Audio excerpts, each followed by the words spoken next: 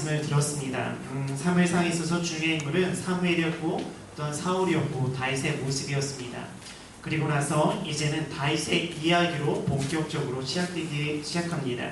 그래서 사무엘하는 대부분 다윗의 이야기로 마무리가 되어집니다. 그래서 오늘은 1장부터 12장까지 어찌 보면 사울이 안정기와 그리고 번영기와 그리고 평화기를 통해서 나중에 또한 타락하는 모습까지 기록된 것이 바로 사무엘하 1장부터 12장까지의 모습입니다.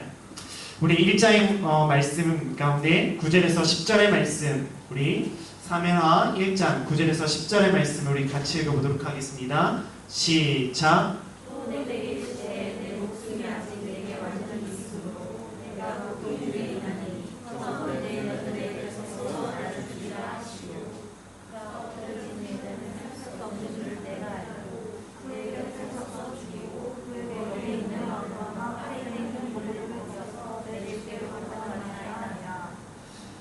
사실 지난주 말씀 가운데 마무리가 뭐냐면 길보아 전투에서 그리고 사무엘과 그리고 사무엘이 아니라 사울왕과 그의 아들 요나단이 죽는 사건으로 기록되어 있습니다.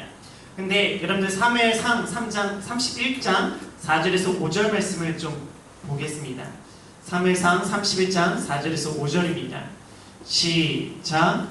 그가 무기던 자에게 이르되 내 칼을 떼어 그것으로 나를 찌르라 하는데 받지 않는 자들이 와서 나를 찌르고 갈까 두려워하더라. 무기던 자가 심히 두려워하여 감히 하지 않는 이에 사울이 자기를 칼을 잡아서 그에게 엎드렸으되 무기던 자가 사울의 죽음을 보고 자기도 자기 칼 위에 엎드려 그와 함께 죽으라. 사무엘상 31장의 마무리는 어떻게 되냐면은 사울이 자기 스스로 목숨을 끊는 모습으로 끝이 납니다. 병기든 자에게 무기든 자에게 나를 죽이라 했는데 무기든 자가 너무 두려운 거예요. 왕이잖아요. 나중에 어떻게 되면 큰일 나잖아요. 그래서 두려워하니까 사울이 자기 스스로 목숨을 끊습니다. 그리고 그 끊는 것을 보고 병기든 자도 자기가 목숨을 끊는 모습으로 기록되어 있어요. 근데 사무엘 하나를 시작하면서 여기에 나오는 한 소녀는 내가 그를 죽였다고 이야기합니다. 그러면 사울은 자살인가 타살인가 라고 고민되어지기 시작합니다. 근데 많은 성경학자들은 사울의 죽음이 타살이 아니라 자살을 보고 있습니다. 왜냐하면 그가 스스로 목숨을 끊었고 그리고 여기에 자기가 죽였다는 사람은 이 힘의 느낌이 이제 사울에서 다윗으로 넘어가니까 사울에게 잘 보이기 위해서 왜? 사울이 다윗에게 잘 보이기 위해서 왜? 다윗을 힘들게 했던 왕이 누구입니까? 사울이기 때문에 내가 당신의 원수를 내 손으로 처단했습니다. 그래서 내가 높아지길 원하는 것으로 거짓말한 것으로 보고 있습니다. 그래 결론적으로 사울은 자살한 것으로 많은 학자들이 보고 있습니다. 사실 자신의 삶이 많이 무너졌어요. 그리고 그가 끝에 선택한 것은 자살이었습니다. 근데 만약에 그가 그 속에서 하나님 향해서 부르짖고 돌이켰더라면 그의 삶이 자살로 끝났을까라고 고민되어집니다. 우리는 너무나 잘 알고 있습니다. 예수님께서 십자가상에서 강도를 구원하셨던 사건을 기억하고 있습니다. 사울왕이 그 자리에서 자신의 인생을 포기하지 아니하고 하나님을 부르짖었다면 하나님께서 그의 인생을 내버려 두셨을까라는 고민을 하게 되어집니다. 우리가 하나님을 떠나고 우리가 죄 가운데 넘어지고 내 인생의 절망과 내 인생의 낭망이 일어날 때 우리 가운데 드는 생각은 자살입니다. 네, 여러분들 기억하십시오. 자살을 거꾸로 하면 뭐죠? 살자입니다. 하나님 앞에서 내가 거꾸로 세상을 보기 시작하면은 이 세상은 절망과 낭망의 세상이지만 하나님 통해서 거꾸로 보기 시작하면 여기에는 살 수 있는 땅이고 소망과 희망이 있는 땅이라는 것이죠.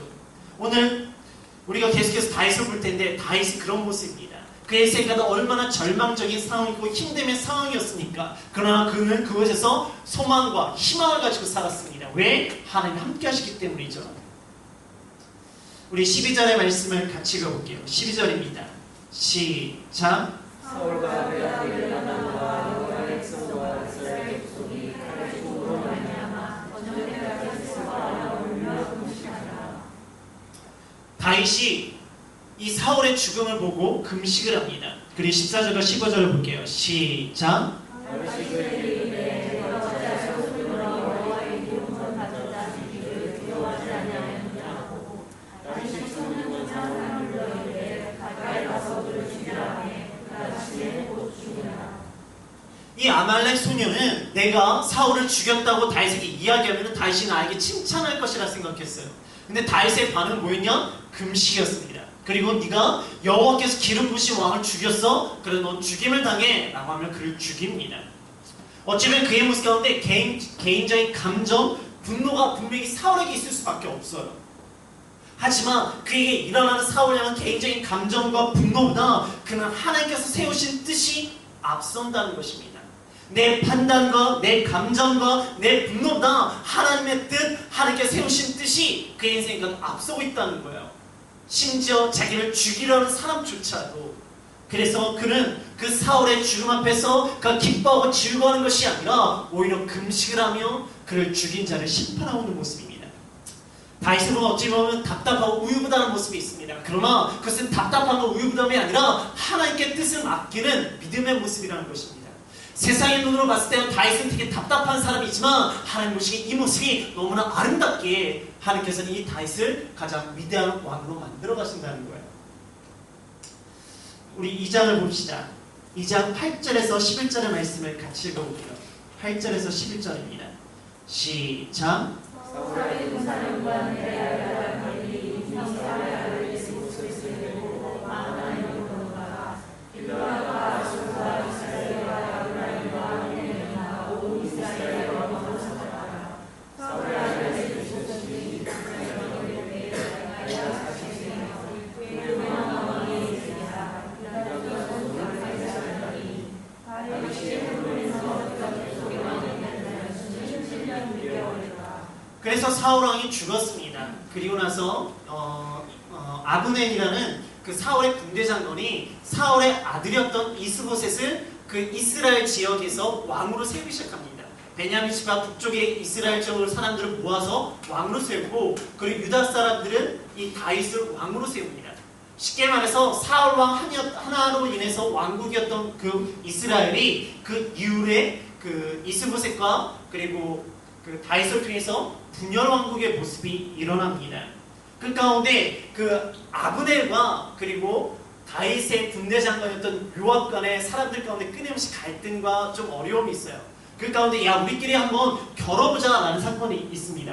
그래서 그 가운데 일어난 사건이 23절의 말씀 같이 읽겠습니다. 시작.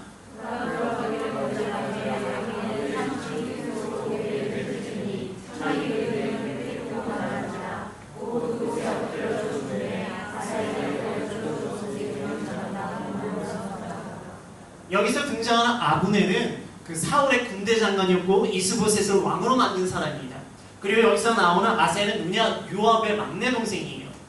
근데 걔네들이 이렇게 누가 겨뤄보자 하다가 끝내 내가 너희를 죽일 거야 하다가 아사엘이 쫓아갔어요. 아브넬을. 근데 아브넬이 쫓아온 아사엘을 칼로 찔러 죽입니다.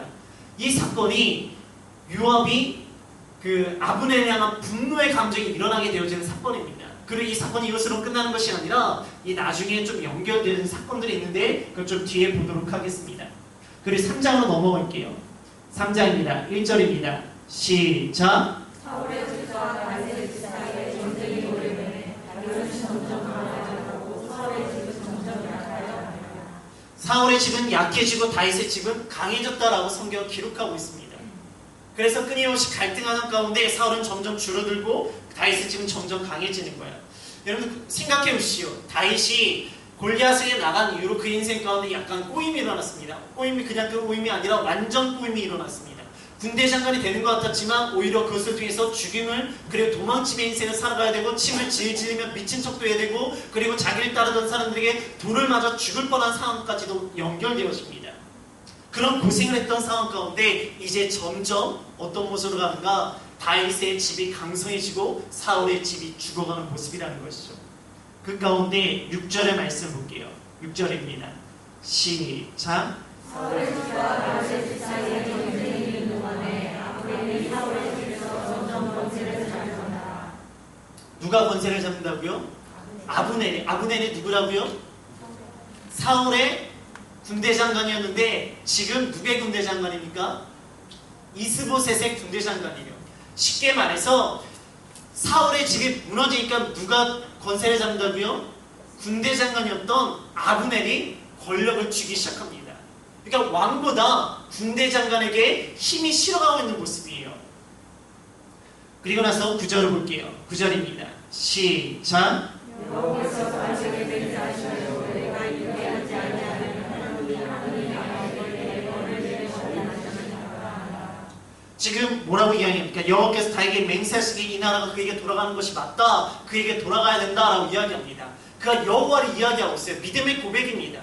아브넬이 지금 믿음의 고백을 하고 있는 것처럼 보여요. 그런데 사실 이 아브넬이 이렇게 된 이유는 이스보셋과 관계가 틀어집니다.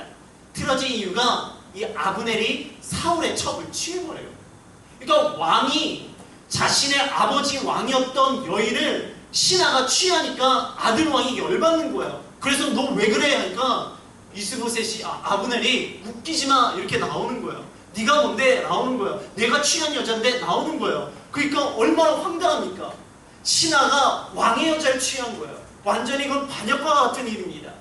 그러면서 이가 틀어지니까 나 그럼 다윗에게 갈 거야. 네가 그러면 다윗에게 가버릴 거야 하면서 여호와 이름을 이야기하고 있어요. 이 구절만 보면은 그가 되게 믿음의 고백처럼 보이지만 실상 어떤 모습입니까? 자신의 권세와 자신의 뜻을 이루기 위해서 난 다윗에게 붙겠다라고 이야기합니다. 그때 이스보셋 반응입니다. 11절 시작. 이스보셋이 아브넬을 두려워하여 감히 한마디도 대답하지 못하니라. 그래서 이스보셋이 아무 말도 못하는 거예요. 그래서 아브넬이 다윗을 찾아가는 사건으로 연결되어집니다. 권세를 영향력을 끼치려는 모습이 사실 아브넬의 모습이에요. 힘을 가지고 영향력을 행사합니다. 근데 대부분 이런 사람들 나중에 끝이 다 안 좋아요. 이것은 성경에만 그런 것이 아니라 수많은 역사책 속에서도 그 권세와 힘을 가지고 영향을 끼쳤던 사람이 좋게 끝난 사람이 누가 있습니까? 다 말년에 안 좋아요. 그런데 우리들의 모습 가운데는 이것이 믿음의 모습으로 나아가고 믿음의 본의 모습으로 나아가야 된다는 거예요. 내가 영향을 끼치고 있습니까? 내가 이곳에서 중요한 역할을 하고 싶습니까? 그러면 우리는 믿음의 모습으로 말씀의 본을 보이고 믿음의 본을 볼 때 그것에 진정한 영향력이 있습니다. 그것이 누군가? 다윗이에요. 그래서 우리가 계속해서 열왕기 상하 휘트라고 했지만 끊임없이 다윗의 이야기가 나올 수밖에 없는 이유, 그에게는 말씀의 본과 믿음의 본이 있기 때문입니다. 우리 12절과 13절의 말씀을 같이 읽어볼게요. 12절과 13절입니다. 시작. 아브넬이 자기를 대신하여 주님을 발견했는데 나는 그에게 없으니까 그에게 당신은 나와 너와를 맹세하라. 내 손이 당신을 도와오 이스라엘이 당신에게 돌아가게 하리이다. 다윗이 이르되 좋다. 내가 너와 너를 배우노라. 내가 내게 하나님을 이루었더니 나를 돌아오게 우선 사울과 내가 네가 되리오라. 그리하지 않으면 내가 너를 부르지 못하리라. 지금 아브넬은 뭐 하는 겁니까? 내가 이스라엘 사람들 다 당신에게 넘기겠다는 겁니다. 그러니까 다윗의 입장에는 어떻습니까? 좋죠. 그래 좋아. 근데 내가 이것을 좀 해줬으면 좋겠어. 미갈을 좀 데려와라. 미갈이 누군가요? 미갈은요 사울의 딸입니다. 그리고 다윗이 첫 번째로 얻었던 부인이 바로 미갈이에요. 그리고 미갈은 사울이 다윗을 죽이려 할 때 그를 살렸던 여인이 바로 미갈입니다. 그러니까 둘이 되게 사랑했겠죠. 애틋했겠죠. 정말 다윗의 마음 가운데 그 첫 부인이었던 미갈을 향한 그 마음을 느껴집니다. 그 여인을 통해서 자신이 살 수 있었고 도움을 얻었기 때문에. 그런데 사울이 열받아서 그 미갈을 다른 남자한테 줘버렸어요. 그러니까 다윗이 얼마나 그 여인을 보고 싶었겠습니까? 그래서 그 아브넬을 보자마자 미갈을 좀 데려와라. 내가 미갈을 보고 싶다. 그 모습이 기록되어 있어요. 그런데 우리 사무엘하 6장 16절을 볼게요. 사무엘하 6장 16절입니다. 같이 읽겠습니다. 시작.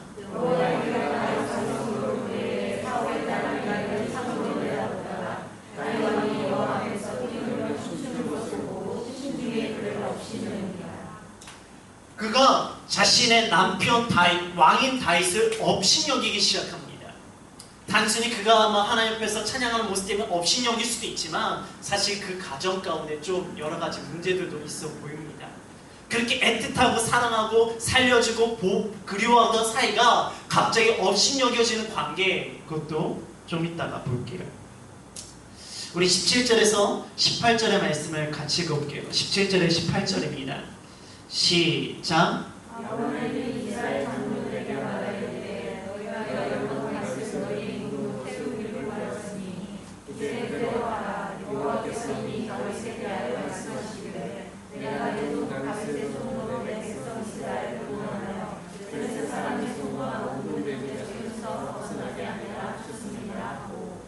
지금 아브넬은 끊임없이 하나님의 뜻이라고 이야기합니다. 특별히 17절에는 너희들이 장로들이 나에게 끊임없이 이것을 요구했는데 그가 어떻게 했습니까? 거부했어요. 우리가 다윗을 왕으로 삼읍시다 끊임없이 요구했지만 그는 거부했습니다. 근데 지금은 이것이 여호와께서 그렇게 하시는 거니까 받아들이자라고 이야기하고 있어요. 믿음의 고백처럼 보입니다. 근데 이것이 정말 믿음의 고백입니까? 정말 그가 믿음이 있었다면 그들의 요구가 일어날 때 그는 끊임없이 거부를 했어요. 왜? 그 당시에는 자기가 권세를 잡고 있었기 때문에. 근데 지금은 어떻습니까? 이스보셋이랑 관계가 틀어진 거예요. 그러니까 내가 너랑 같이 있기보다는 내가 다윗에게 붙을 거야. 그러면서 야 여호와의 뜻이야. 가자라고 이야기하는 거예요. 어찌 보면 주님의 뜻 가운데 하나님의 뜻을 구하는 모습이지만 사실 그는 자신의 권세를 위해서 하나님의 뜻을 이용하는 아주 간사한 사람이라는 거예요. 자기가 힘있고 권세에 대한 하나님의 뜻 중요하지 않아. 근데 내가 권세에 문제가 생기고 내가 기득권을 잃어버리면 하나님의 뜻이가 저쪽으로 가야지 돼. 이렇게 이야기하는 사람 위험한 사람들이에요. 이것이 간사한 사람의 특징입니다.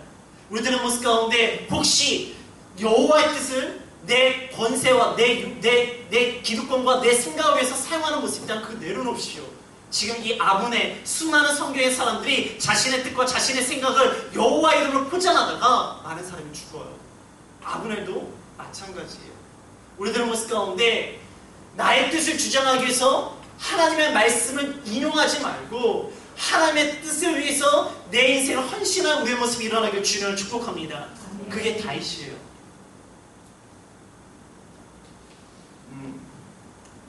우리 20절의 말씀을 볼게요. 20절입니다. 시작. 아브넬이 여호와의 진실과 나오고 헤브론에 이르러 다윗에게 나아가니 다윗이 아브넬과 그를 왕위한 사람을 위하여 잔치를 베풀었더라. 다윗은 왔으니까 너무 좋은 거야. 이제 비가를 볼 날이 다가오는 거잖아요. 그러니까 그 순수한 마음 가운데 아브넬이 온 게 너무 좋은 거예요. 그래서 잔치를 베풉니다. 근데 24절과 27절을 볼게요. 24절에 27절입니다. 시작. 요압의 왕이 나라에 취하시니까 아브넬이 왕에게 나오거든 저자의 둘을 내게 가져가셨습니다. 왕보다 하시는 원하는 아브넬의 모습은 마음에 성령합니다. 그가 왕이 주임하는 것을 알고 왕이 하시는 모든 것을 알게 합니다. 이에 요압이 다윗에게 나와 증거들을 보내 왕에게 답답하게 하였더라. 시라문가의 아브넬에게 물어봤으나 다윗은 알지 못하였다. 아브넬이 헤브론으로 돌아오니 요압이 그에게 말하였듯이 해를 대고 승리하여 들어가 그의 배를 찔러주니 이는 자기가 어떻게 되어집니까? 아브넬이 요압에서 죽습니다.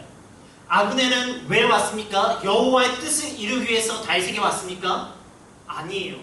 자신의 권세를 위해서 그리고 상한 감정, 이스보셋과 상한 감정 때문에 다윗을 찾아왔습니다. 다윗은 어떤 감정입니까? 자신의 아내를 만나기 원하는 순수한 감정이에요. 근데 그것에 대한 요압은 어떻습니까? 요압은 이거는 정탐하러 왔다. 저들이 공격할 것이다 라고 이야기합니다. 백성을 위하고 왕을 위한 것처럼 이야기를 합니다. 근데 요압이 그렇게 이야기를 하는 이유가 무엇입니까? 자신의 동생을 죽였던 아브넬에 대한 분노로 인해서 이렇게 이야기하는 거예요. 그러니까 왕이 있습니다. 왕은 순수하고 있습니다. 그는 그냥 그 내 첫 부인을 만나기 원하고자 하는 순수한 감정밖에 없어요. 근데 그 중간에 있는 사람들은 어떻습니까? 아브넬은 어떻습니까? 이스보셋과 인해서 틀어진 감정과 권세를 향한 모습으로 다윗에게 여호와 이름을 찾아옵니다. 그리고 요압은 어떻습니까? 왕의 신하입니다. 근데 그의 모습 가운데 왕을 위하고 나라를 위한 것처럼 이야기지만 그의 실제적인 모습은 무엇입니까? 자신의 동생에 대한 분노가 있고 그리고 그 죽음에 대한 복수심이 있습니다. 상한 감정과 분노의 감정이 순수한 감정을 가지고 하나님의 이름으로 접근하고 왕과 그리고 백성들을 위해서 접근합니다. 근데 다 자신의 상한 감정과 분노의 감정으로 싸우고 치고받고 그러면서 죽이는 사건이 일어납니다. 그때 다윗이 고백하는 것이 있어요. 39절의 말씀입니다. 39절 시작.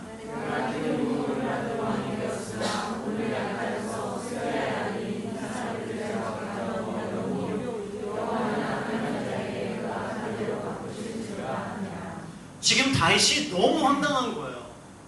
그러니까 다윗이 이런 고백을 합니다. 내가 기름받은 왕이지만 오늘날 약하여서 수라의 아들이 이 사람을 제어할 수 없구나.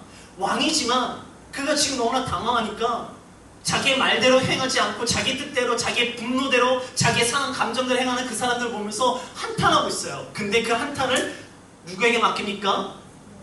하나님께 맡기고 있는 거예요.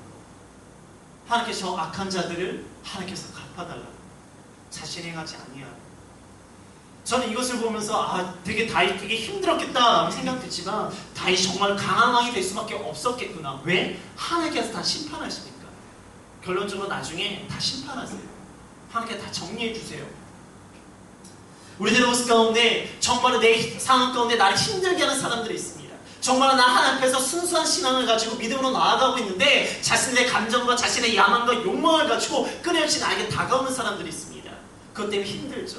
그것 때문에 내가 너무나 어려울 때도 있습니다. 그것 때문에 내가 미움과 상처를 할 때도 있어요. 그러나 그때마다 하나님 앞에 엎드립시다. 하나님께 맡깁시다. 하나님께서 판단하시고 하나님께서 해결해 주십니다.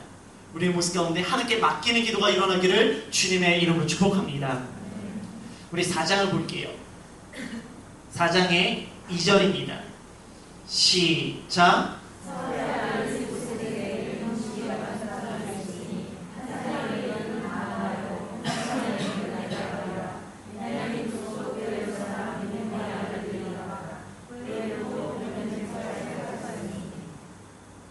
이제는 이스보셋에게 군장이 두 사람이 있는데 그 사람이 바하나와 레갑입니다. 근데 그 사람들은 어떻게 합니까? 6절과 7절을 볼게요. 시작.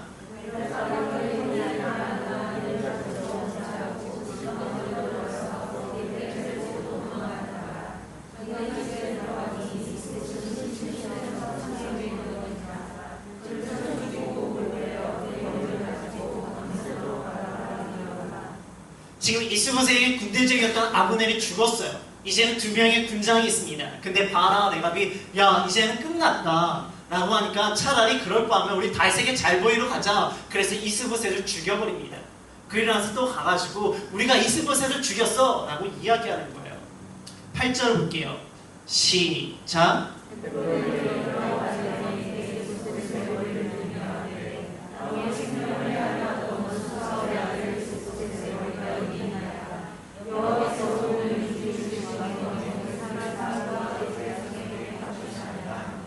지금 다윗에게 오는 사람들 다 특징이 뭔지 아십니까? 다윗에게 잘 보이려고 하고 있어요. 근데 다윗에게 잘 보이려고 어떤 방법을 사용하는가? 다 여호와의 이름, 여호와의 뜻이라고 이야기합니다.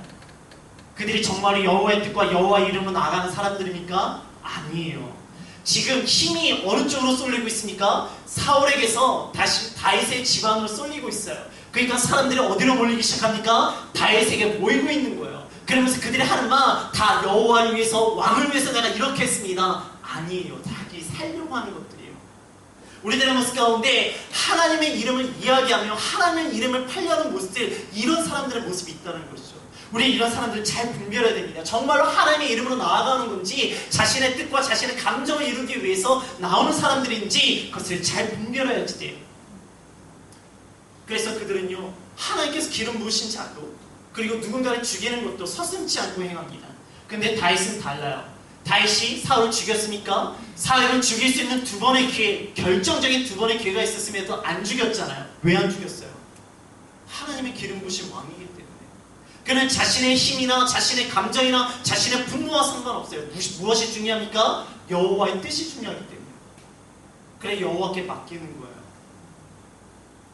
사람들은 힘의 논리에 따라 움직입니다. 대부분의 사람들은 힘의 논리에 따라 움직여요. 그래서 힘이 모이는 것에 사람들이 몰려가기 시작합니다. 그래서 우리는 어떻게 됩니까? 대세를 따라가기 시작합니다. 대세를 따라가기 시작하면 거기서 내가 실세가 되길 원하고 실세가 되길 원하면 거기서 권세 잡는 자가 되길 원해요. 네, 여러분 기억하십시오. 대세를 따라가고 실세가 되어지고 권세를 잡으면 내가 이 세상에 잘 살 것 같죠.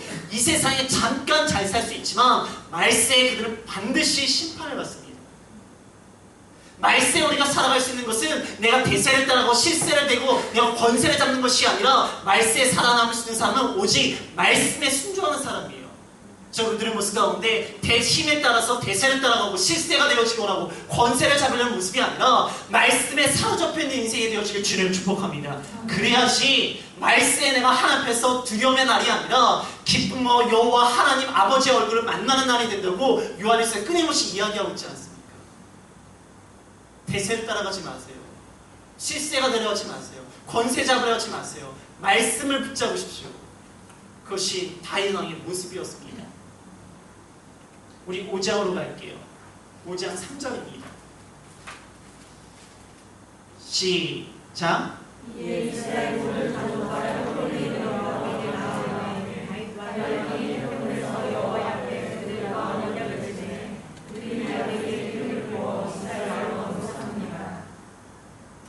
삼절에 이제 헤브론에서 왕이 됩니다. 그리고 나서 10절입니다. 시작.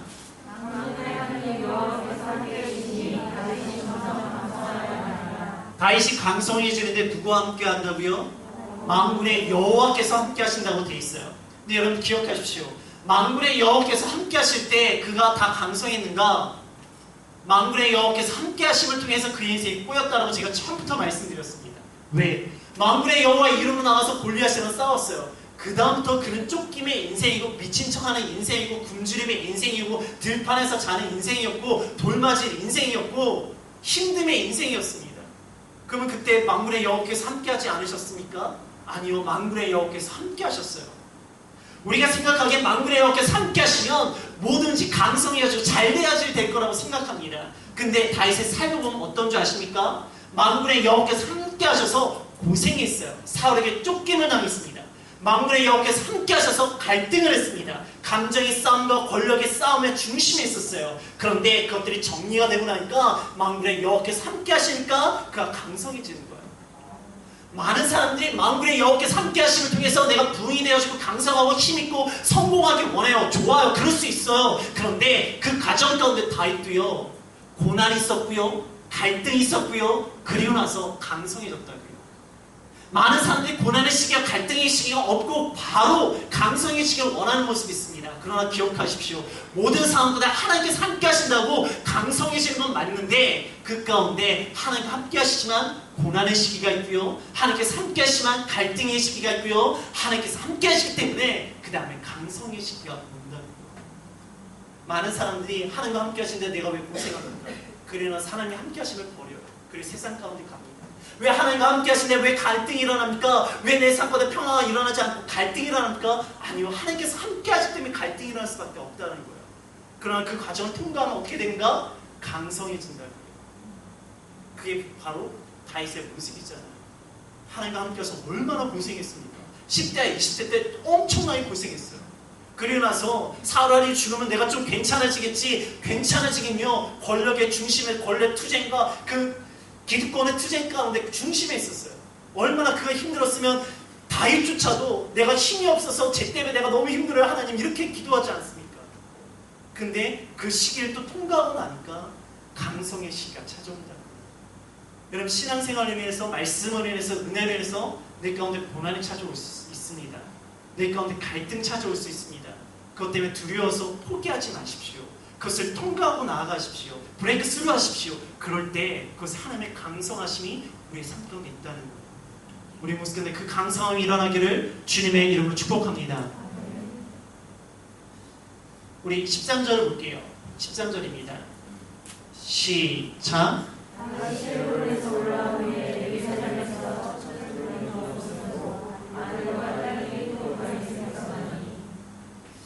참 좋았어요. 근데 13절에 걸리기 살짝 시작합니다. 왜냐하면 이 모습을 통해서 갈등의 통과의 시작이 찾아오거든요. 19절과 20절입니다. 시작.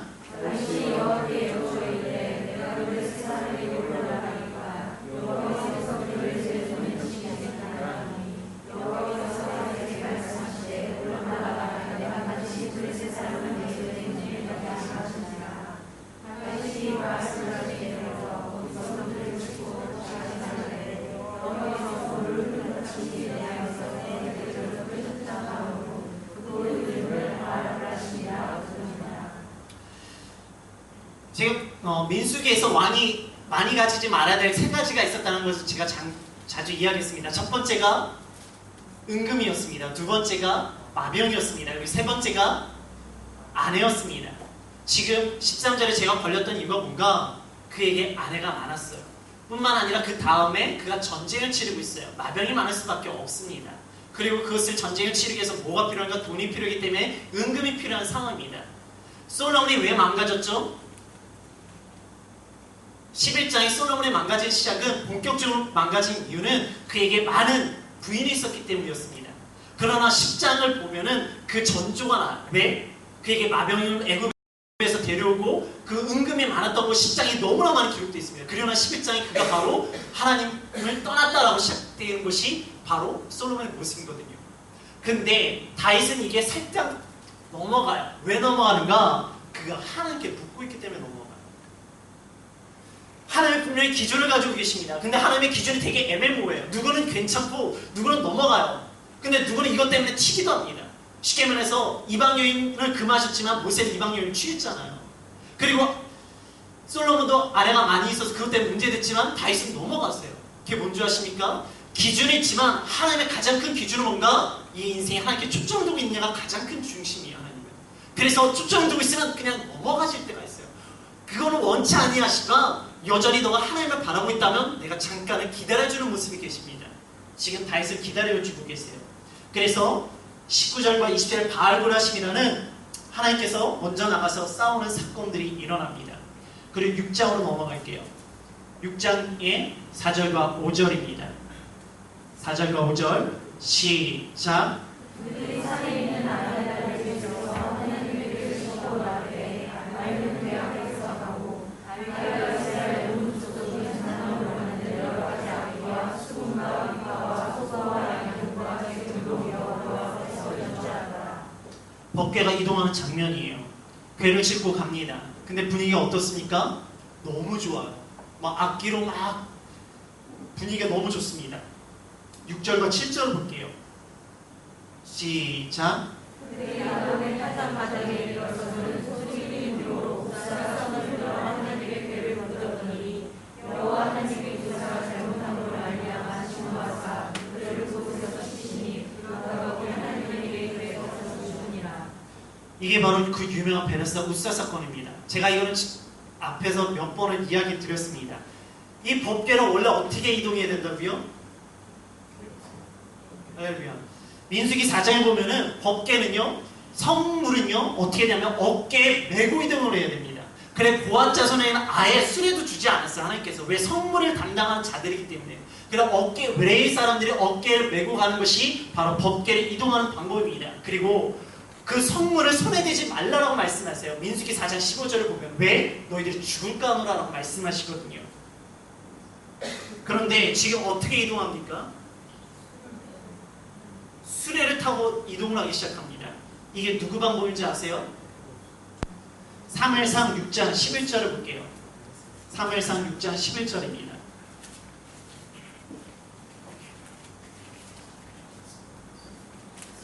사무엘상 6장 11절입니다. 11절에 12절의 말씀을 같이 읽을게요. 시작. 여호와의 궤와 우리 그 주와 그들의 우리의 형상을 감사를 수리해 주시니 강가가 그들을 공격하며 그들로 가라한테 곧 쉬지 않으려고 그들의 머리를 세상에 쓰고 살아가니라. 수레를 싣고 가는데 좌로나 우로나 치우치지 않았대요. 그래서 이 모습이 이스라엘 왔을 때 너무 잘 온 거예요. 근데 이게 누구 방법인가? 6장 2절입니다. 사무엘상 6장 2절. 시작.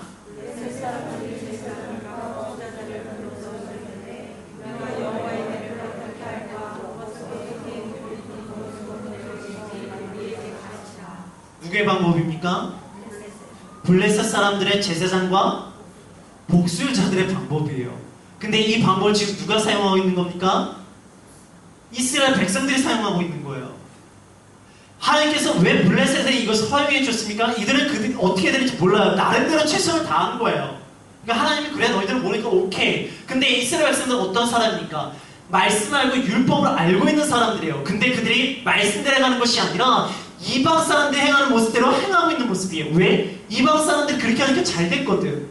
그러니까 우리도 저렇게 하자는 거예요. 말씀보다 세상 밖에 있는 논리를 가지고 교회 안으로 그리고 말씀 안으로 그리고 하나님의 백성 안으로 가지고 들어온다는 거예요. 그때 하나님께서 어떻게 하신가? 그건 아니야. 너희들은 아니야. 너희들은 말씀대로 살아야 돼. 그래서 베레사 우사 사건이 일어난다는 거예요. 이것을 통해서 하나님의 백성은 하나님의 말씀대로 살아가야 됩니다. 세상 사람은 하나님의 말씀 가지고 아니고도 살아갈 수 있어요. 있어요. 괜찮고 오케이를 하세요. 근데 하나님의 사람은 하나님의 말씀대로 살아가야지만 하나님께서 그 삶을 지켜주고 보호해주신다는 거예요. 근데 하나님의 사람이 세상의 방법으로 논리로 살아간다. 그럼 베레스와 우사 사건이 일어나는 거예요. 근데 왜 우리 안 죽습니까? 왜 안 죽긴요? 그의 영혼이 죽어가고 있어요. 그리고 하나님께서 길이 참으시고 있으시니까 우리가 아직까지 있는 거예요. 만약에 우리가 베레스와 우사 사건처럼 그런 사건들이 매번 일어났다면 여기에 남아있을 사람이 여기 어디 있습니까? 아마 저부터 쓰러져 있을 거예요. 근데 하나님께서 우리를 길이 참으시고 우리에게 끊임없이 기다리고 계십니다. 여러분, 내가 혹시 하나님의 말씀을 가지고 살아가지 못하고 세상의 논리로 살아가고 있다면 이 예배당에 있다 할지라도 내가 영원히 죽어갈 수 있어요. 그렇기 때문에 돌이키십시오. 하나님의 사람은 하나님의 말씀으로 살아야 됩니다. 우리 9절과 11절의 말씀을 사무엘하 6장 9절과 11절의 말씀을 같이 읽어볼게요. 9절과 11절입니다. 시작.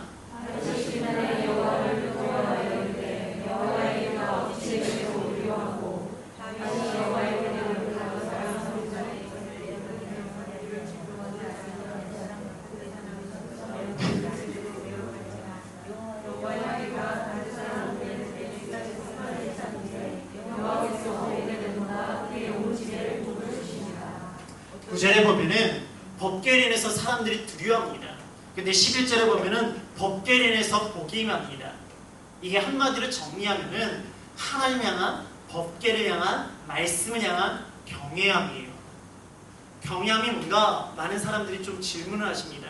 근데 경외라는 단어를 영어 성경이 뭘로 번역했냐면 fear라고 번역했어요. 두려움. 근데 경외라는 단어는 그런 fear, 두려움으로 해석하기가 좀 애매한 단어입니다. 왜?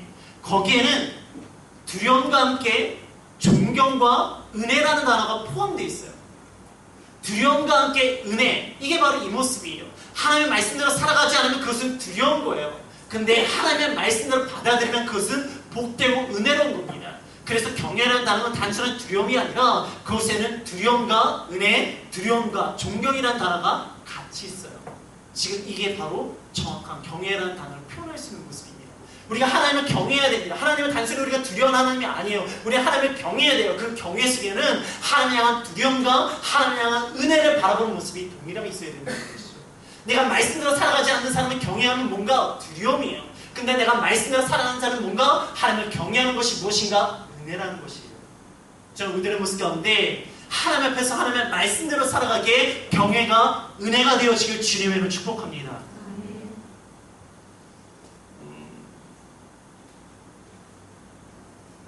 12절을 볼게요. 12절입니다. 시작. 어떤 사람이 하여간에 여호와께서 하나님의 말미암아 그들의 진과 그의 모든 죄를 보시었다. 다윗과 사람에게 기쁨으로 외고 그들의 진과 말씀으로 올라갔어요. 지금 어떻게 됩니까? 오베데돔에서 막 기쁨이 일어나니까 그들이 이제는 무슨 방법으로 갑니까? 수레로 갑니까? 그들이 메고 갑니다. 어떻게 된 거죠? 그들의 말씀이 더 우선시 되어지는 거예요. 세상의 방법이나 사람의 생각과 판단이 아니라 말씀대로 나아갑니다. 그랬더니 그들의 모습이 어떻게 됩니까? 기쁨이 일어났다고 성경은 기록하고 있어요. 말씀대로 행할 때 기쁨이 일어납니다. 사람의 생각과 논리가 아니라 말씀대로 행할 때 기쁨이 일어납니다. 16절을 볼게요. 시작. 여호와의 개가 나의 성으로 들어올 때에 사울의 날개를 성으로 내다가 다윗이 여호와 앞에서 생명을 주시는 것을 보고 심중히 놀라셨으며. 지금 다른 사람 다 좋아요. 그 다음에 뭐 20절과 18절과 19절을 보면 다윗의 백성들과 함께 막 즐거워하고 있어요. 근데 그 와중에 불편한 한 사람이 있습니다. 누굽니까? 미갈이에요. 미갈이 왜 불편한가? 20절의 말씀을 같이 읽어볼게요. 20절입니다. 시작.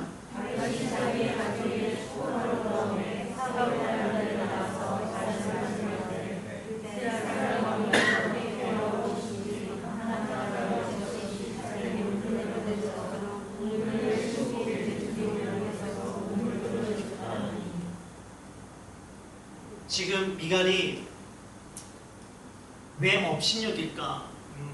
그냥 단순하게 볼 수도 있습니다. 그가 왕으로서 막 춤을 추다가 하체가 드러난 사건 때문에 야 왕의 채통을 지켜라 라고 이야기할 수도 있어요. 근데 미갈이 상한 이유도 있습니다. 제가 말씀드렸죠. 13절에 무엇이 있었습니까? 다윗이 안정적으로 되니까 어떻게 했나요? 첩을 더 취합니다. 첩을 더 취하고 아들과 딸들이 더 늘어나기 시작합니다. 지금 미갈은 몇 번째 부인입니까? 첫 번째 부인이에요.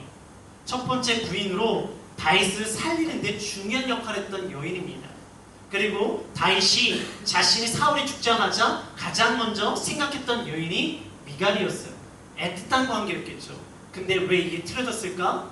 성경 중간에 5장 13절에 이것을 집어넣고 있어요. 그가 첩을 더 취하였다. 아들과 딸을 더 취하였다. 어찌 보면 여인에게 있어서 상당히 힘들고 어려운 상황입니다. 분명히 이것이 자기가 보기에 채통 없는 모습일 수도 있겠죠. 그러나 여인의 상한 감정일 수도 있다는 생각이 제 마음속에 들더라고요. 그래서 미갈이 그것을 보면서 하나의 모습을 그것을 이야기하면서 자신의 상한 감정을 이야기하지 아니했을까라고 생각되어집니다. 근데 다윗의 모습은 무엇입니까? 21절입니다. 시작.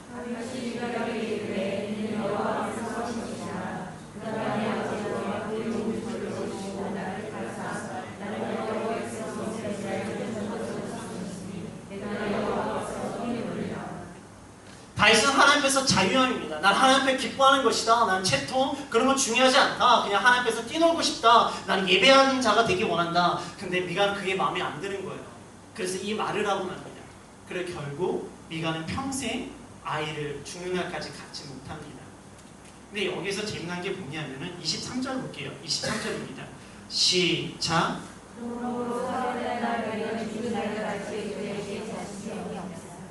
이게 저는 하나님께서 그의 태를 닫으신 줄 알았어요. 근데 사울의 딸 미갈이 죽는 날까지 자식이 없느니라. 어찌 보면은 다윗이 그 여인에게 당하지 않았다는 모습도 포함되는 모습이더라고요. 하나님께서 그냥 어떤 기적을 통해서 그를 닫으신 것이 아니라 사실 다윗의 마음이 닫혀진 거예요. 그리고 그 여인이 오히려 나에게 사랑을 요구해서 했던 그런 질투의 말, 그런 말들이 오히려 마음을 닫고 오히려 더 사랑을 떠나는 모습이 아니었나라는 생각이 그냥 제 가운데 드는 생각들입니다. 그래서 제가 야고보서 1장 26절을 볼게요. 야고보서 1장 26절입니다. 신약이 있죠? 야고보서 1장 26절.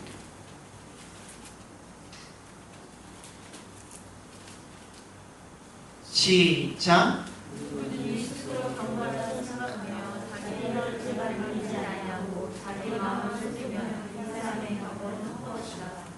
지금 미갈은 다윗의 왕의 채통을 이야기하지만 사실 자신의 상한 감정이 본문 가운데 드러나요. 그리고 그 단어 가운데 드러납니다.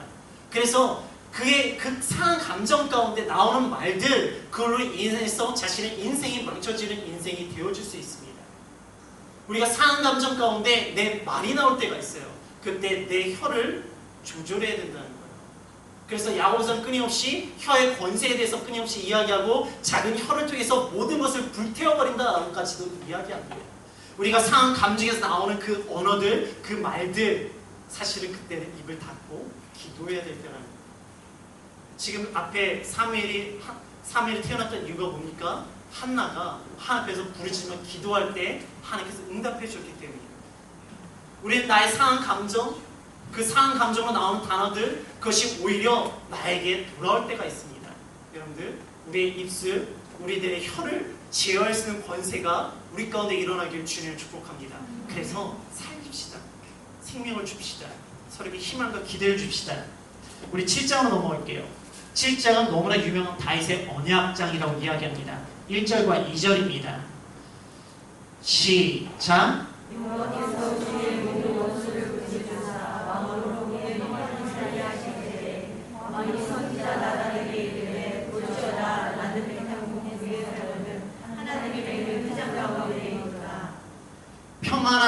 평안에 거할 때 이때가 하나님께 가장 헌신하기 좋을 때이지만 이때가 가장 타락하기 좋을 때입니다.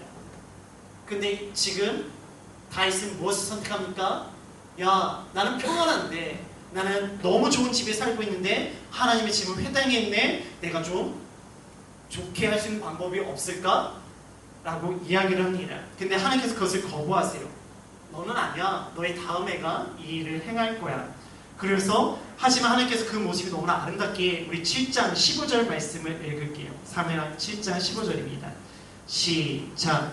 내가 내 앞에서 물러나게 한 사울에게서 내 의중을 빼앗은 것처럼 그에게서 빼앗지 않았느냐. 그래서 너의 아들 때에 이것을 빼앗지 않겠다고 말씀하세요. 사실 이 말씀 때문에 왕상 열왕기상 11장 13절 볼게요. 열왕기상 11장 13절입니다. 열왕기상 11장 13절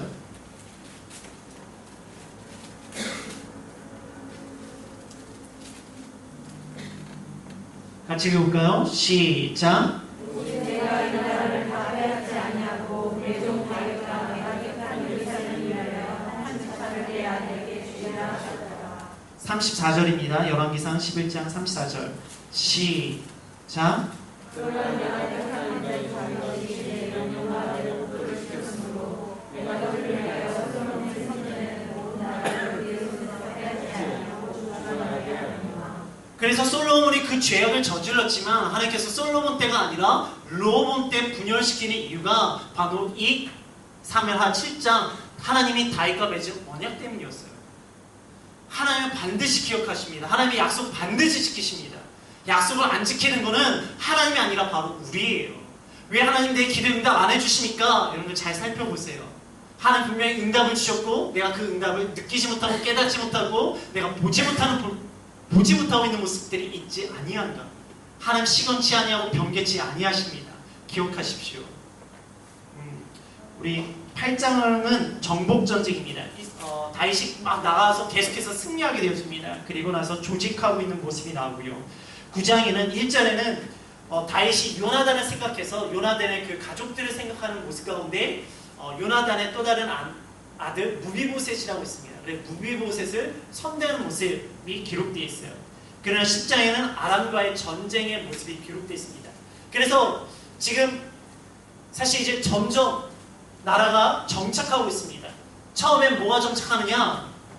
1장에서 5장은 정치적으로 안정하는 장입니다. 지금 사울이 죽었고 그 과정 가운데 지금 다윗의 유다와 그리고 이스라엘의 이스보셋 가운데 갈등을 하지만 점점 누구 쪽으로 옵니까? 다윗 쪽으로 왔죠. 그러면서 정치로 안정되면서 뭐가 되었습니까? 다윗이 통일 왕국의 왕으로 등장합니다. 그러면서 뭐가 옵니까? 법궤가 오기 시작합니다. 그래 6장에서 7장은 영적으로 안정화되는 시기입니다. 그리고 나서 6장에서 7장에 나온다 8장부터 계속 전쟁을 하면서 나중에 정리해야 되어서 그 군사적으로도 안정이 찾아오게 되어집니다. 지금 너무 좋은 시기가 찾아온 거예요. 근데 11장의 시작을 볼게요. 11장 1절과 2절입니다. 시작.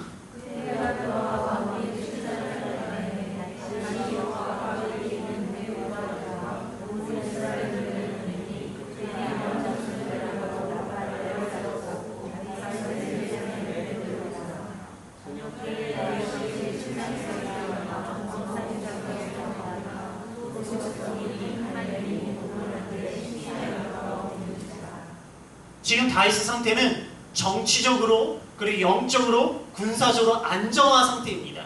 그러니까 11장 1절에 왕들이 출전할 때가 됐는데 그가 어디에 있습니까? 예루살렘 성전에 있어요. 신하들만 보내고 왕이 나가야 될 전쟁의 시기인데 자기가 안 나가고 신하만 보낸 거예요. 그래서 2절의 시작은 뭡니까? 저녁 때에 다윗이 그의 침상에서 일어났다. 뭐예요? 낮잠 잔 거예요. 자기의 그 부하들은 나가서 전쟁 나가서 지금 죽음을 맞이하고 있는 상황 가운데 막 전쟁하고 있는데 자기는 집에 남아있어서 낮잠 자고 일어나는 거예요. 그러고 나서 뭘 봅니까? 지붕에 올라가서 뭐가 보이나요? 뭐가 보이죠? 여인이 보이는 거예요. 지붕에 올라가서 부하들은 나가서 전쟁하고 있는데 왕이라는 사람은 지붕에 올라가서 여자가 목욕하는 거 보고 있는 거예요. 그래서 많은 집사님들이 이스라엘 성지순례 가서 다윗성에 올라가면 가장 먼저 체크하는 것이 이 지붕에 올라가서 어디가 보이나 체크를 하신대요. 여러분들 그러지 않길 주님을 축복합니다. 그곳에 눈을 감고 기도하길 주님을 축복합니다. 왜 거기 가서 그걸 보고 있어요? 닷새방 없어요. 지금 거기 벌판이에요. 그런데 거기 올라가서 여인을 보고 그가 어떻게 하는가? 4절과 5절입니다. 시작.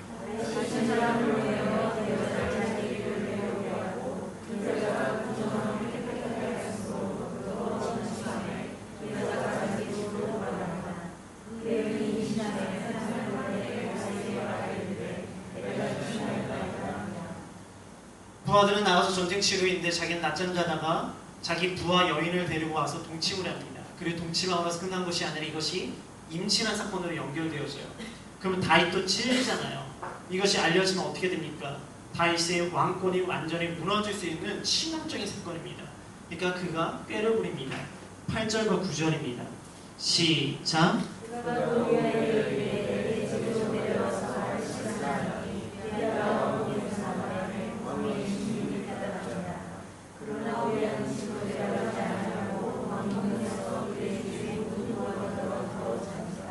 그래 우리아를 부른 거야. 그래 너 집에 가서 쉬라고 하면서 좋은 음식을 보내준 거야. 근데 우리아가 어떻게 합니까?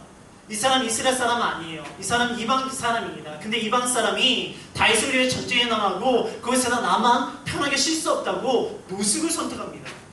얼마나 충성스러운 군인입니까? 근데 얘가 이렇게 하니까 이걸로도 안 되네? 그러면 또다시 13절입니다. 시작.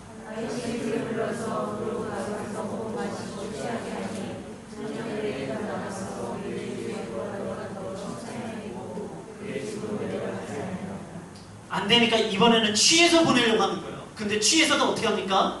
안 가는 거예요. 얼마나 투철한 군인입니까? 내가 취해도 군인 정신으로 버티고 있는 거예요. 귀한 거예요. 이것도 안 돼. 그러니까 어떻게 합니까? 14절에서 15절입니다. 시작.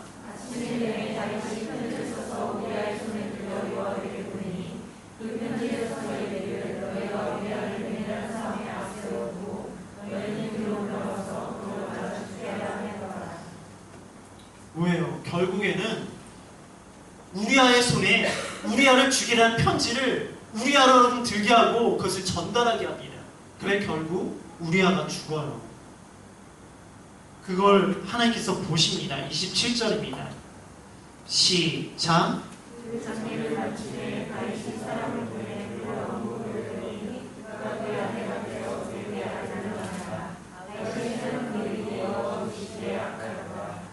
뭐라고 되어 있습니까? 다윗의 소위가 여호와 보시기에 악했다라고 되어 있어요. 참 속상한 게 10장까지는 분위기 좋았잖아요. 근데 11장에서 여인 때문에 다윗이 무너집니다. 근데 재미난 게 11개 상에도 솔로몬이 10장까지는 되게 좋아요. 근데 11장이 무너져요. 한 번에 무너집니다. 솔로몬. 근데 솔로몬의 무너짐과 다윗의 무너짐은 좀 달라요. 좀 다른 걸 볼게요. 근데 이걸 보면서 왜 하나님께서는 다윗을 막지 않으셨을까라는 질문을 제가 던졌습니다. 아니 지금까지는 사실은 하나님께서 그 어려움이 있을 때 그를 이렇게 좀 막으시고 선하게 역사하시 이끌어 가시는 것이 있거든요. 근데 대부분 하나님은 그런 섭리를 잘 안 하세요. 그리고 너한테 자유지를 줬으니 너가 선택하고 나는 너의 선택에 대한 내가 판단과 심판과 아니면 복을 주겠다. 그게 하나님의 섭리거든요. 근데 우리가 앞에 봤을 때 지난주에 봤을 때 하나님께서 다윗을 이끌어 가시는 모습이 있어요. 그의 분노와 그의 감정으로 잘못된 판단하지 않고 그가 잘 판단할 수 있도록 이끌어 가시는 모습이 있었어요. 근데 왜 여기서는 그렇게 하지 않았을까라고 고민을 했습니다. 근데 과연 하나님께서 그에게 생각하고 돌이킬 수 있는 기회를 주지 않으셨을까요? 우리 4절 다시 한번 읽어볼게요. 4절입니다. 시작. 11장 4절입니다. 시작.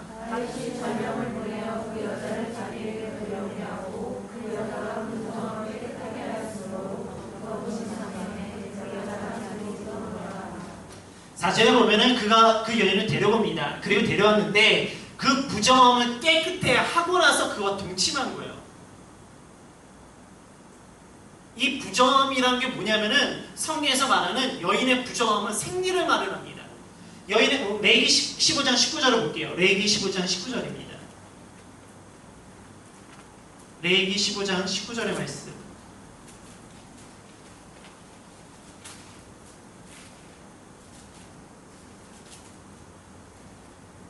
시작.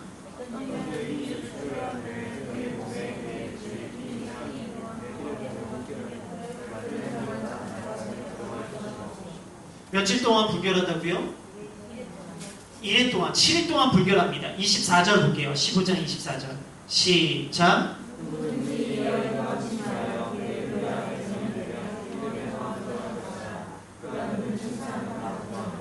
네, 그리고 28절. 시작.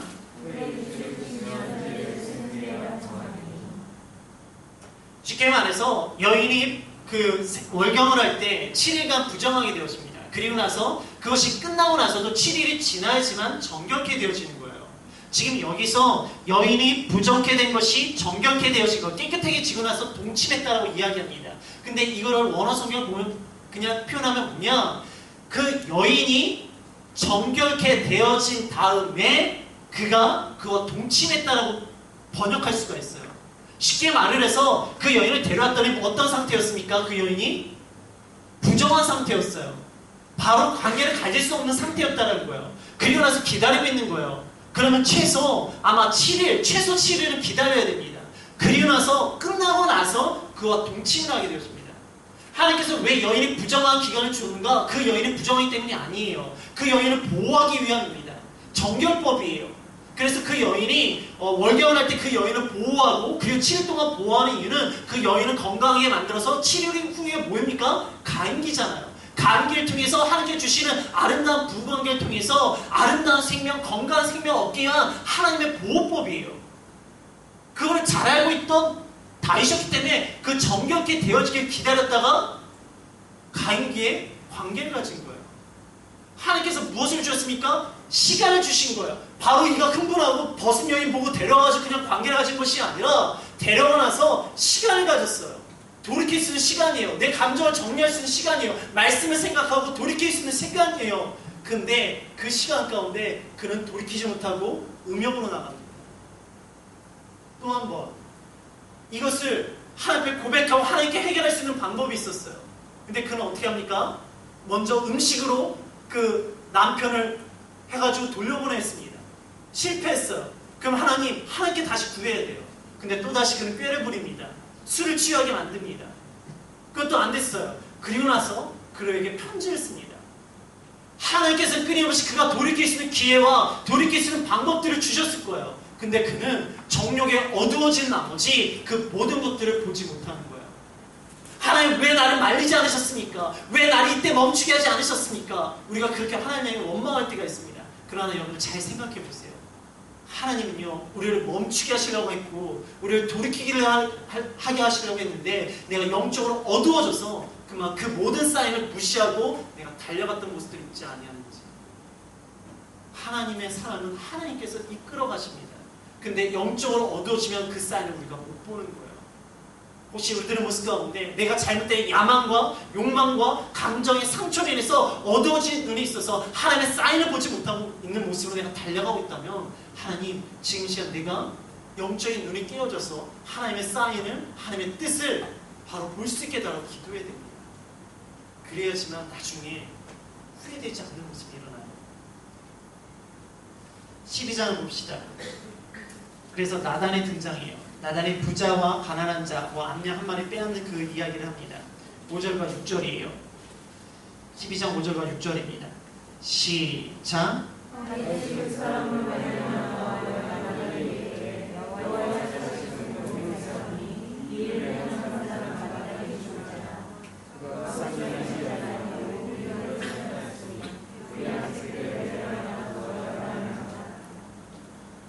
분노하면서 죽여야 된다고.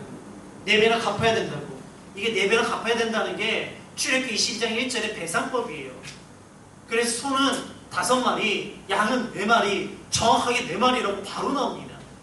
지금 다윗이 어떤 사람입니까? 율법을 잘 알고 있는 사람이에요.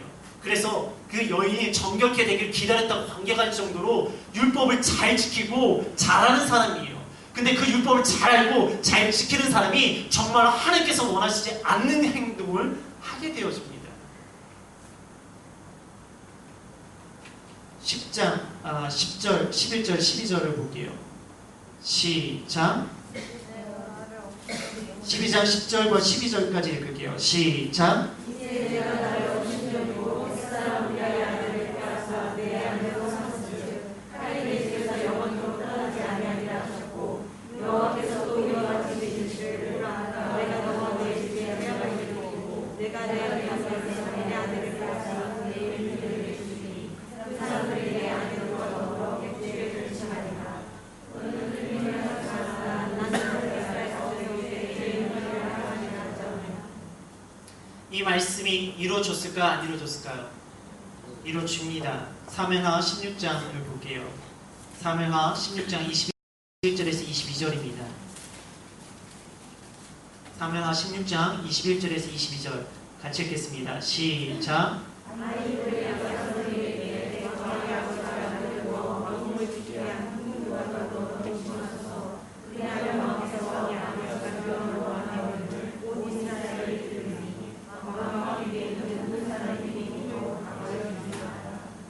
압살롬이 이 일을 행합니다.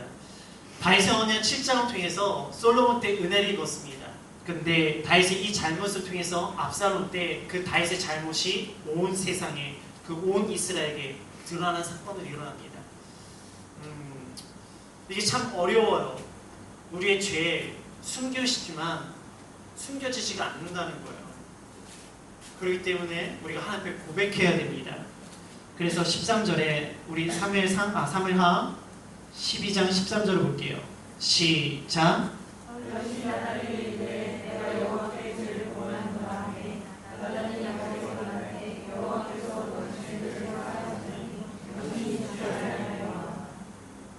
그래서 용서를 받습니다. 그리고 아이가 아파요. 16절에 금식을 합니다. 그리고 18절과 20절에는 금식하다가 아이가 죽었다는 이야기를 들어요. 그 듣고 나서 다윗은 원망하거나 슬퍼하는 것이 아니라 옷을 입고 그리고 하나님을 경배하고 음식을 먹었다고 되어 있습니다. 이게 다윗이 귀한 왕이 되어지는 모습이에요. 사울 왕이 왜 버림을 받았습니까? 그가 용서해달라고 하며 사무엘의 옷가락을 붙잡았잖아요. 다윗보다 열심히 회개했잖아요. 근데 그 회개가 어떤 회개였습니까? 모면하기 위한 회개였잖아요. 그러고 나서 백성들 앞에서 나를 좀 높여달라고. 그게 사울이었잖아요. 솔로몬은 어떤 줄 아십니까? 하나님께서 그 솔로몬의 죄악 때문에 그를 심판하시려고 아이야에게 예언을 하십니다. 그 이야기를 듣고 솔로몬은 어떻게 하지 아십니까? 여로보암을 죽이려고 했어요. 그래서 여로보암이 애굽으로 도망친 거예요. 그런데 그 하나님의 심판과 징계의 이야기를 들었을 때 온전히 회개하고 하나님을 찬양한 사람이 다윗이에요. 잘못한 걸 인정하는 사람, 그리고 잘못한 걸 알기에 하나님께 붙잡는 사람, 그렇기 때문에 하나님께 경배할 수 있는 사람, 그것이 다윗이에요. 이제 다윗의 이후의 삶은 우리가 잘 모르는 사람들이에요. 근데 그 사람들이 올라갈 때도 있고 내려갈 때도 있고 다윗의 문제를 고민하고 자기의 부하로 문제를 고민하고 이웃 주변의 나라들과 끊임없이 갈등과 분쟁 가운데 있습니다. 막 승리하고 막 평강 이루고 막 좋은 시기가 아니에요. 그 이후로 갈등의 시기가 찾아옵니다. 근데 그 시기에 수많은 시편들이 기록되어져요. 그래서 하나님께서 그가 평강과 그가 번영을 누릴 때만 하나님을 찬양한 것이 아니라 그 이후로 그의 신앙의 갈등과 고민과 세상의 어려운 가운데 있을 때 하나님을 찬양했기 때문에, 그리고 그럼에도 불구하고 마지막까지 하나님을 향한 믿음으로 살아갔기 때문에 하나님께서 그를 아름답게 보십니다. 우리들의 삶 가운데 다윗의 모습이 일어나기 원합니다. 다윗의 모습, 하나님과 함께 하시기 때문에 모든 것이 잘된 왕이 아니었어요. 우리가 다윗 막 승리하고 골리앗 이기고 막 모든 전쟁을 다 이긴 것처럼 그 부분만 알고 있지만 사실 다윗의 많은 부분에 있어서는 고생의 삶이었고요, 갈등의 삶이었고요, 번영의 삶은 누리겠지만 그 번영을 인해서 그가 하나님 앞에서 교만함으로 넘어지는 삶이 그 다윗의 삶이었습니다. 그러나 그가 중요한 것은 그 모든 삶 가운데 그가 넘어지고 쓰러졌다 할지라도 여전히 하나님을 바라보고 일어섰기 때문에 하나님께서 그를 위대한 왕으로 만드시고 아름다운 왕으로 만드셨습니다. 혹시 하나님과 함께하는데 왜 내 삶 가운데 고난이 찾아옵니까? 하나님과 함께하는데 왜 내 삶 가운데 갈등이 찾아옵니까? 고민하고 갈등하고 신앙이 흔들리는 분들이 계시다면 다윗도 동일했습니다. 왜 내가 하나님과 함께하는 사람인데 왜 내 주변의 사람이 나를 힘들게 할까? 다윗도 기름 부은 왕이었음에도 불구하고 이것들이 너무나 힘들어서 함께 기도했던 왕이었습니다. 오늘 이 시간 우리가 기도로 나아갈 때 하나님 이 시간을 통해서 주님의 은혜가 주님의 사랑이 나를 넘치게 하여 주시옵시고 하나님의 말씀 가운데 반응할 수 있는 나의 모습 되게 하셔서 내가 하나님과 함께하기에 이 고난의 시기를 극복하게 하여 주시고 하나님과 함께하기에 이 갈등의 시기를 극복하게 하셔서 하나님과 함께하는 내가 번영의 시기를 경험할 수 있도록 하여 주시고 번영의 시기에 내가 교만하고 넘어진다 할지라도 여전히 주님께 돌이키며 나아갈 수 있는 나의 모습이 되어줄 수 있도록 인도하여 주시옵소서. 지금 이 시간 우리 함께 기도하겠습니다.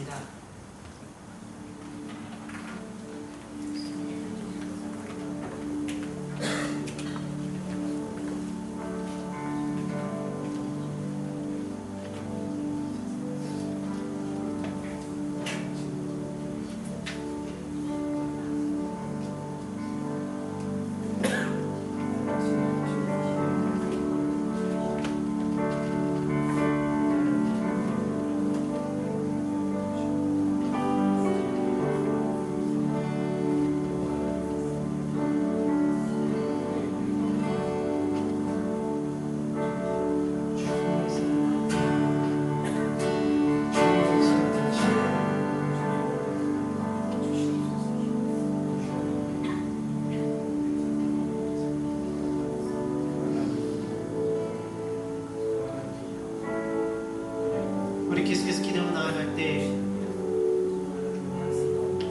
세상은 힘의 논리에 의해서 움직입니다. 대세를 따라가라고 이야기하며 실세가 되기 위해 노력하며 권세 잡기 위해서 싸우고 있습니다. 그들은 많은 것을 가지고 있는 것처럼 보여지지만 결코 그들은 말세의 심판의 대상이며 죽을 수밖에 없는 인생들입니다. 하나님, 내가 세상 가운데 대세를 쫓아가는 나의 모습, 실세가 되고자 원하는 나의 모습, 권세를 잡고자 하는 나의 모습, 힘의 논리에 따라서 움직이는 나의 모습이 아니라 정말 온전히 말씀을 통해서 나아가는 나의 모습 되게 하여 주시고 내 상한 감정, 내 모습 분노의 감정이 아니라 말씀의 논리로 믿음의 논리로 내가 흥건함으로 나아가는 나의 모습이 되어줄 수 있도록 인도하여 주시옵소서. 지금 이 시간 세상의 힘의 논리, 대세, 실세, 권세가 아니라 말씀을 붙잡으며 말씀을 쫓아가는 나의 삶이 되게 하여 주시옵소서. 함께 기도하겠습니다. 하나님, 지금 이 시간 우리가 기도하는